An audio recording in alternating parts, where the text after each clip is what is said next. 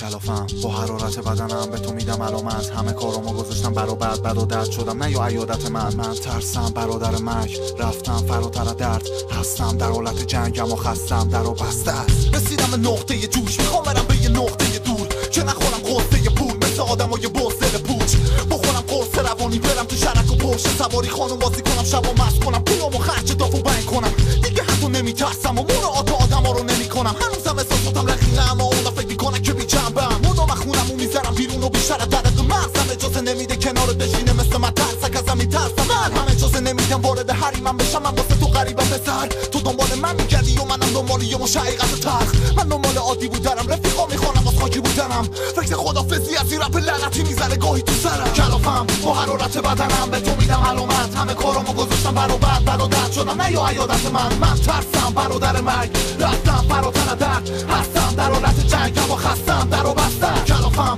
با حرارت بدنم به تو میدم علامت، همه کارامو گذاشتم برا بد و درد شدم نه یا عیادت من ترسم برادر مرگ، رفتم فراتر درد، هستم در حالت جنگم و خستم در و بستم. دهه 80 رفت، روزای خوبم و نشمردم، درد خوردم و زخم شستم، سر خوردم و افسردم.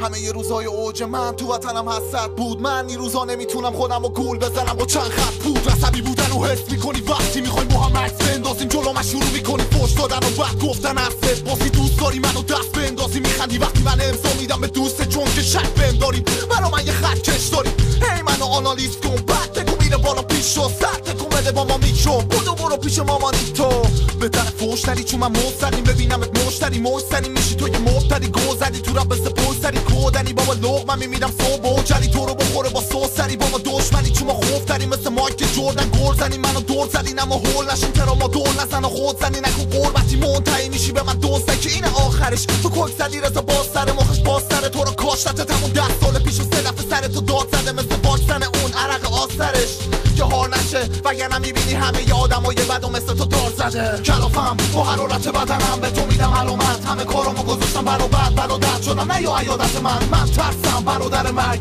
رفتم فراتر درد، هستم در حالت جنگم و خستم در و بستم. من آدم بدی نیستم میدونی معروفم به قوی زیستن، اما تو که باید این شرایط بد و با نیشخند طبیعیش کرد.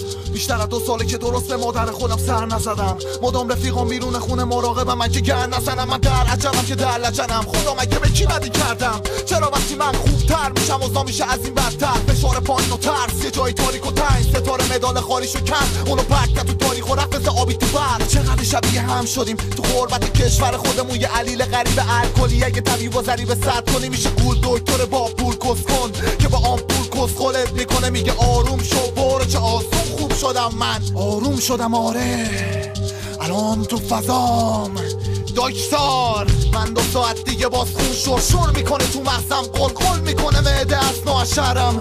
کلافم با حرارت بدنم به تو میدم علامت، همه کارامو گذاشتم برا بد و درد شدم نه یا عیادت من ترسم برادر مرگ، رفتم فراتر درد، هستم در حالت جنگم و خستم در و بستم. کلافم با حرارت بدنم به تو میدم علامت، همه کارامو گذاشتم برا بد و درد شدم نه یا عیادت من ترسم برادر مرگ، رفتم فراتر درد، هستم در حالت جنگم و خستم در و بستم.